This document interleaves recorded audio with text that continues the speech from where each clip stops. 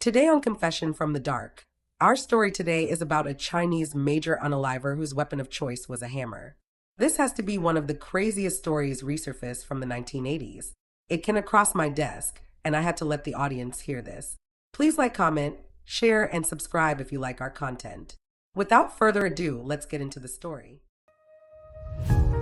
Welcome to the shadows where secrets reside.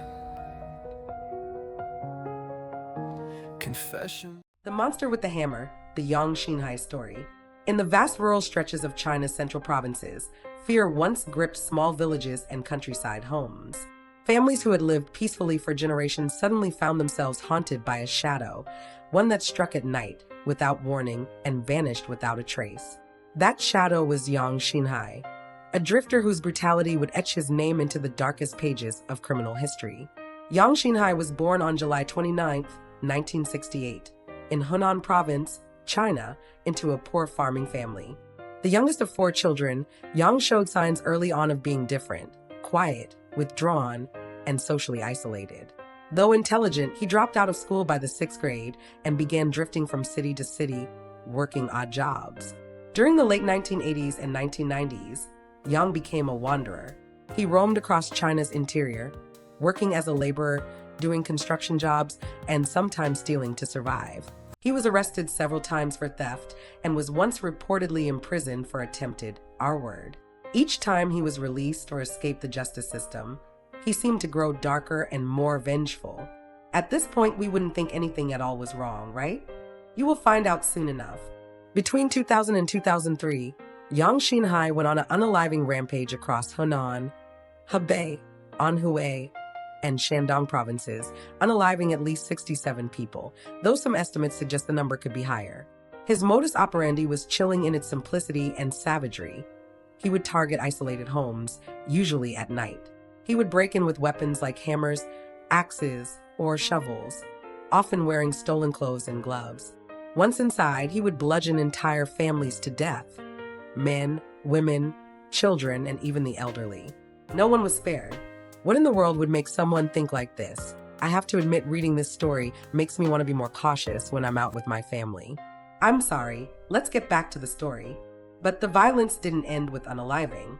Yang R-worded several of his female victims, often after unaliving their families in front of them. He reportedly told authorities that he committed the R-word to vent and for pleasure, showing no remorse. In many of his attacks, he would unalive every witness, including toddlers and babies, ensuring no survivors.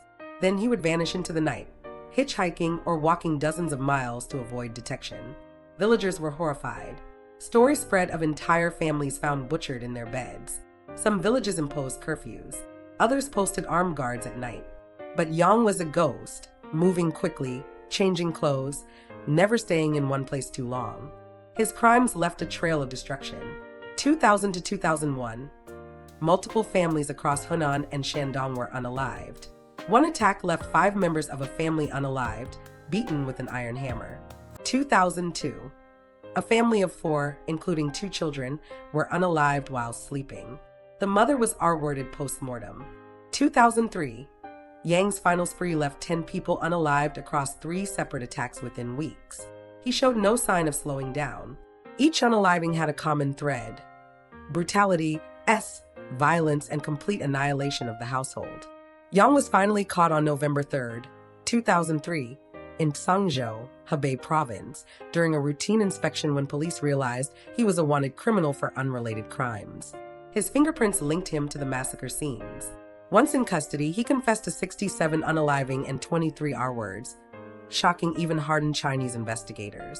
When asked why he committed these atrocities, Yang coldly replied, "When I unalived people, I had a desire.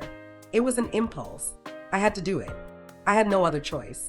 He showed no remorse, no sorrow, and claimed to feel nothing for his victims.